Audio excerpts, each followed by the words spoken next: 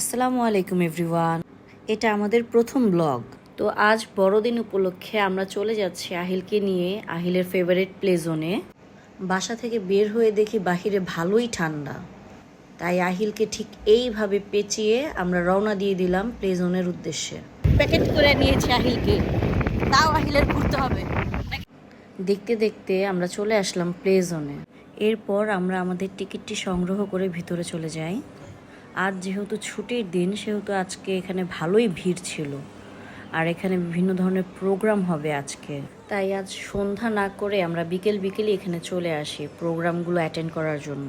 But unfortunately আমরা কয়েকটা programme miss করে ফেলেছি, বাট বাকিগুলো মিস করা যাবে না। এদিকে আহিল তো এসেই নিজের মতো এনজয় করা শুরু করে দিয়েছে, এদিকে ওদিকে দৌড়াদৌড়ি শুরু হয়ে গেছে ওর। এখানে অলমোস্ট প্রতিটা রাইডই আহিল অনেক এনজয় করে, বাট এই রাইডটা ওর একটু বেশি পছন্দ হয়ে গেছে ইদানিং।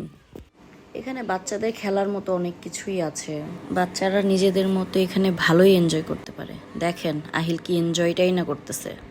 নিজে এনজয় করতে করতে বাবাকে নিয়ে ও ফুটবল খেলতে নেমে গেল। এই সুযোগে আহিলের বাবা একটু অন্য মেয়েদের চেক আউট করছে। দুর্ভাগ্যবশত এটা আমার ভিডিওতে রেকর্ড হয়ে গেছে। যাই হোক, এটার হিসাব পরে হবে।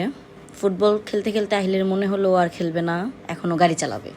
তো চলে গেল বাবাকে নিয়ে গাড়ি চালা। এরপর নিচে এসে বাবা ছেলে ফায়ার ফাইটার সাজতেছে।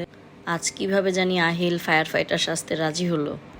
অন্যান্য সময় আহিলকে জোর করেও ফায়ার ফাইটার সাজানো যায় না, বাট আজও নিজে থেকে ফায়ার ফাইটার সাজতে চাইছে, কিন্তু টুপিটাও মাথায় রাখতে চায় না। ওই দেখেন ফেলে দিচ্ছে। এরপর বাকি রাইডগুলো এই গেটআপেই এনজয় করে।